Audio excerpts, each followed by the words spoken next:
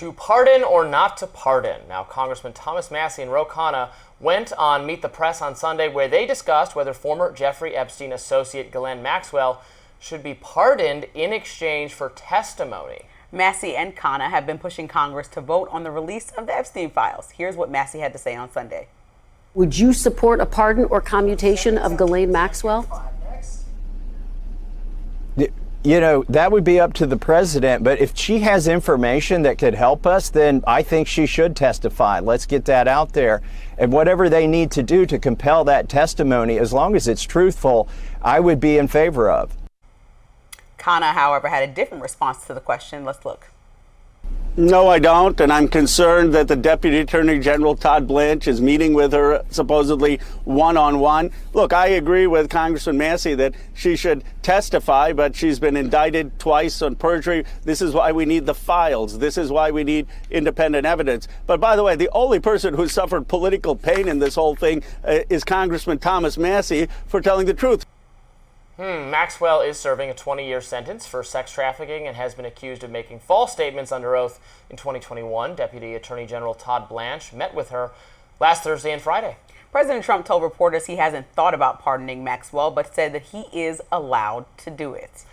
That statement completely threw me. What statement? He's definitely allowed to do it, but the fact that it's on the table, I think, why would we let? Well, first of all, why would we let a child predator out of jail? Why would anybody in the country want that outcome? Also, somebody who's been known to continuously lie on the stand, as they both mentioned, has been charged with perjury, constantly said that her testimony was full of lies. Why would we want somebody like that who's done that egregious act to come forward when the federal government has access to tons of files and information that they could release that would provide even more possibly truthful information about everything that people are looking to know with redacted names, right? So there would be nobody in the crosshairs that was a victim that is harmed by them releasing all the files that they have in their possession right now. So I agree with you, a lot of what you just said there. Ghislaine Maxwell is not a necessarily reliable narrator. Also, she is in prison, and she might say anything to get out. There's no downside for her to lying. She's already in prison for 20 years. So she has incentives to play fast and loose with the facts that we should be very cognizant of, that she could be willing to serve the political interests of pro-Trump people or anti-Trump people, depending on what kind of deal she can get or who's offering it. So we should be very wary. I agree with Ro Khanna on that. Also, you're right. Since the government already has tons of files, we should make those available rather than having to go to some unreliable third party. I don't know that Trump is actually contemplating. Trump, when asked a question, said, "Would you consider doing X? Do you have the power to do Y? What about the option to do Z?" Trump never, just by habit, ever unilaterally rules out anything, ever. So then reporters all write stories about, Trump considering bombing the moon. But it's just what he said, would you bomb the moon? And Trump say, well, I could bomb the moon. It's People something it's been asked about, and we're looking at it very closely. It doesn't mean he's going to bomb the moon. Really quick, people have asked President Trump about pardoning Derek Chauvin, and he specifically said no, that's not on his agenda. So did his press secretary. So that, again, when he has a firm no, he's said that before. There's a way to ask it of him where he'd be like, well, I could do. Do you think you could do it? Or could you see yourself? They can get him to say, he just doesn't like to close down avenues. Maybe he did on that one. It's unusual. So him just saying, well, I haven't really thought about it, I could do it, doesn't mean he's going to do it, or that he's actually looking at it, or there's any plan to do it. I can't just believe that you're so lenient. Like, let's just talk about Todd Blanche. This is the same lawyer that he had in his hush money case, right? This is a friend to President Trump that he put in position for representing him in this hush money case, where, to remind our audience, President Trump became a felon. This was that case, and he is now representing him on behalf of the Department of Justice. So what does your personal lawyer have to go say to Ghislaine Maxwell? We want to know what the terms of this agreement were, what the terms of this conversation were. When you think about it, like, Ghislaine Maxwell also had a phenomenal lawyer that has a track record of success. There's no world in which a lawyer that's that accomplished is going to allow his client to speak to the federal government unnecessarily unless there's something in return that they're getting that's looking like a benefit benefit or something. He's like, I can't wait for the truth to be heard. That's what he's saying on behalf of his client. And what incentive does she have besides providing now Trump's really good friend and lawyer with information that makes Trump look good and saying every part of the story aside from anything that might connect President Trump in any way? Obviously, she wouldn't get on the stand and make the president who pardons her look bad, right? Her goal is to get pardoned by him. So we all know with President Trump, you need favor. She can't get out of favor with him if she wants something from him. And so this all just looks like a convoluted mess when the files could tell us more than Ghislaine Maxwell. There's also something a little like Star Chamber-esque to me of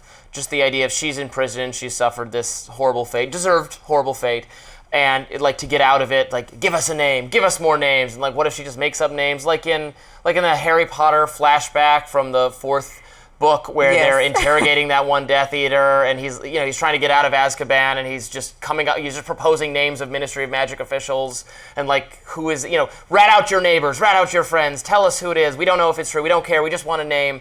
I don't know, there's something very sinister about that to me. Again, she has no incentive to tell the truth. She wants to protect herself. So if the required protection looks like, give me something that will throw my massive MAGA audience a bone to look the other way outside of me, and they're going to take that as new information, detailed information, then that works out in everybody's favor, because now the press and his base gets off his back because they have new information, but at the same time we're trusting blindly a woman who has pathologically lied constantly over the course of the last few years, and also is a child abuser and somebody who's helping a child abuser. So I think there should be a nuance here, and I also think that the base of MAGA probably has to be more, like you said, don't try to look at the base as stupid. They're more alert than this. They're going to see what's happening and say, that was nice.